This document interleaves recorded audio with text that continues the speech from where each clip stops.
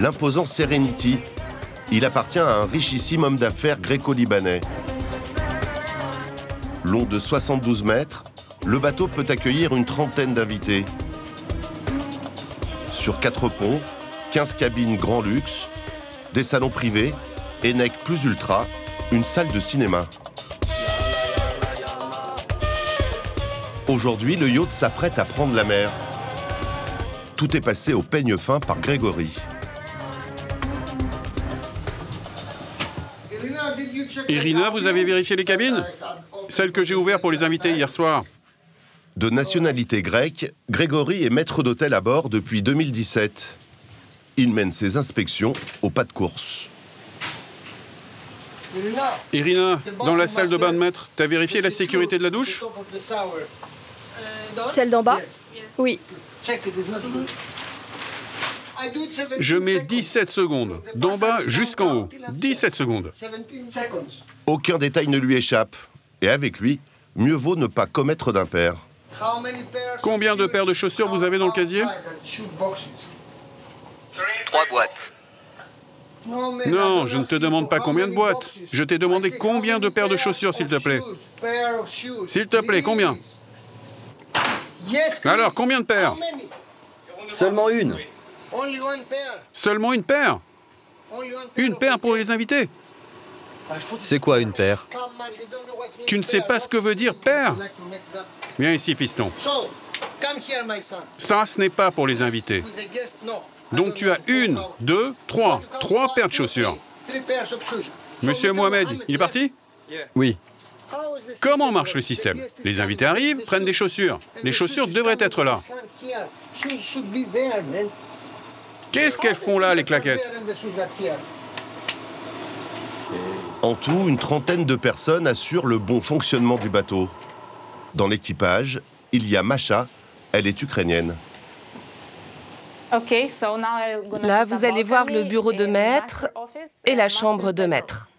La chambre de maître, une suite de 150 mètres carrés, tout confort. Donc on va vérifier le dressing. C'est le grand dressing avec 2 côtés, pour lui et pour elle. En général, je défais les bagages pour les invités de maître, parce qu'il y en a beaucoup parfois. Des grosses valises, beaucoup de valises, beaucoup de costumes et de robes. Aux petits soins pour ses passagers, Masha doit anticiper chacun de leurs besoins. Et sur un yacht comme le Serenity, tout est d'abord question de timing. Les invités vont par exemple déjeuner, et avant le déjeuner, ils prennent aussi une douche. L'équipage communique avec une oreillette et me dit « Attention, les invités sont dehors », et je viens ici. Personne ne peut passer ici, pas d'officier, pas de capitaine, personne, parce que c'est un territoire privé, on va dire, pour ne pas déranger les invités. Loin des passagers et du luxe, dans la cale du bateau, Masha nous emmène visiter ses quartiers.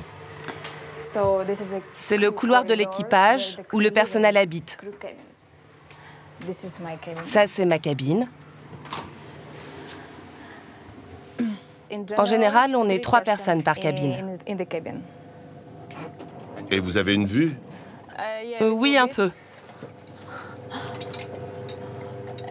En fait, j'aime bien le hublot dans la cabine parce que lors de mes précédentes expériences, je n'en avais pas. Et il faisait tout le temps sombre. Quand on dormait dans la journée ou on ouvrait les yeux, il faisait sombre. C'est la nuit tout le temps. Tout est fin prêt pour le départ. Le Serenity va pouvoir prendre la mer. Le capitaine, Théodore Péricléos, grec lui aussi, se met aux commandes. Ok les gars, vous pouvez larguer les amarres. Larguez les amarres à la station 1. Pour sortir du port, manœuvre toujours délicate, le capitaine est secondé par un pilote saoudien qui vient de monter à bord. Vous pouvez lancer le moteur. On y va doucement. C'est très serré. Il y a des endroits où le tirant d'eau fait seulement 3 mètres. Ce qui veut dire qu'au plus bas, on n'a que quelques centimètres de marge. Et on passe sur la limite. On doit passer exactement au milieu du canal. Monsieur le pilote, ici, a beaucoup d'expérience pour faire ça, comme c'est son job particulier dans cette zone.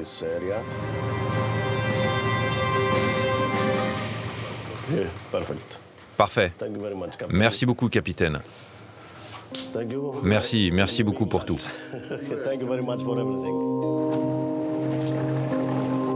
Bon voyage. Bye bye.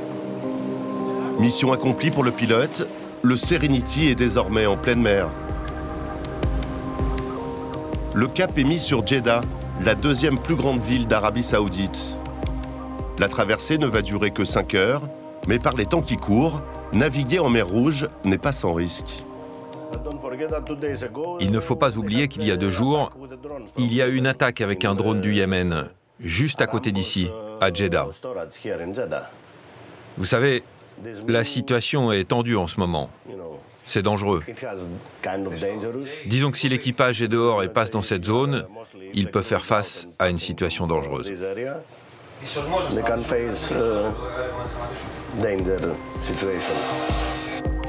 Pas le choix, le capitaine doit composer avec le danger. Avant de partir, il a aussi fait le plein des réservoirs.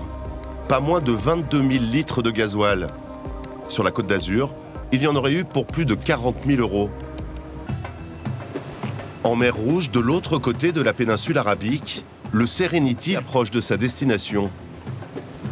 Après une traversée sans encombre, la ville de Jeddah se profile à l'horizon. À la barre, le capitaine s'apprête à manœuvrer pour entrer dans le port. D'après ce que je vois, l'entrée est dégagée. Est-ce qu'on peut commencer à approcher ? La marina de Jeddah vient tout juste d'être inaugurée après 6 mois seulement de travaux. Restaurants, boutiques, clubhouse, le chantier n'est pas encore complètement terminé. Mais le port peut déjà accueillir une centaine de yachts parmi les plus luxueux au monde. Comme le Valérie, un bateau de 85 mètres qui appartient à un oligarque russe. Le yacht a depuis été saisi en Espagne. Pour le Serenity, c'est la fin du voyage. Sur les quais, c'est la bousculade. C'est très tendu à l'arrivée du bateau. Et le bateau est arrivé très vite. C'est beaucoup de stress à chaque fois. Ouais, bien sûr. C'est l'adrénaline, c'est excitant. À gauche, t'es un peu en retard. Remets un coup à droite, Bravo, bien joué. C'est bien comme ça. C'était comme un petit bassin, un petit lac. Et les gars, ils ont commencé à creuser avec des bulldozers et ils ont créé cette marina. Je crois que ça va être le futur Monaco et les Maldives en même temps. Une fois le bateau bien amarré, le capitaine doit maintenant accueillir ses futurs passagers. Il est où le client? Qui ça? Bah le client. Ah, il est sur le pont supérieur. Ah, il est sur le pont supérieur, ok. Il est sûrement là-haut. Ok, on y va. Les clients du jour, une riche famille saoudienne spécialisée dans l'événementiel. Bonjour, comment allez-vous? Bienvenue à bord. C'est mon père. Oui, je me souviens, comment allez-vous? Bienvenue à bord. Ravi de vous revoir. À l'occasion du prochain Grand Prix de Formule 1, Mohamed et son père veulent privatiser le bateau pour plusieurs jours à Jeddah, sans même sortir de la marina. Où voudriez-vous mettre le bateau? On ira là-bas, le mur qui est juste à côté de la marina ici. Mais vous voulez que je sois là-bas? Oui, exactement. Ok, vous voulez que le bateau soit exactement là? Oh, peu importe, ça n'a pas d'importance. Nous allons avoir quelques événements sympas. Aujourd'hui, nous avons quelque chose le soir. Demain, il y a une autre jolie soirée de prévue. La meilleure chose, c'est les espaces extérieurs. Je ne connais pas d'autres bateaux de 70 mètres avec de tels espaces sur les ponts et avec autant de cabines et de pièces. Oui, mais le vrai plus, c'est le capitaine et l'équipage. Et là, vous me parlez. Le numéro 1, c'est l'équipage et le capitaine. Les deux parties se mettent d'accord sur le tarif habituel. La famille va louer le bateau 500 000 € la semaine. C'est un investissement. Bien sûr, des personnes le font pour le plaisir.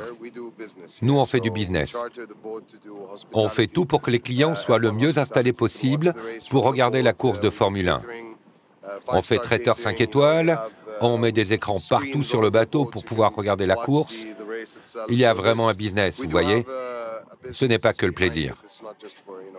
Mais une fois qu'on a terminé, on a 2 jours où on prend le bateau pour notre propre plaisir. On a des amis, de la famille, pour passer un bon moment. En Arabie Saoudite, police des mœurs oblige, les fêtes se déroulent toujours loin des regards et à l'abri des caméras. À Jeddah, les yachts sont pourtant la nouvelle attraction. Sur les quais, les badauds en profitent comme ils peuvent. Il n'y a que dans mes rêves que je peux espérer avoir un bateau comme ça. C'est comme un château, tout le monde aime ça. Il faut que j'en ai un. Pour le commun des mortels, ce rêve est inaccessible.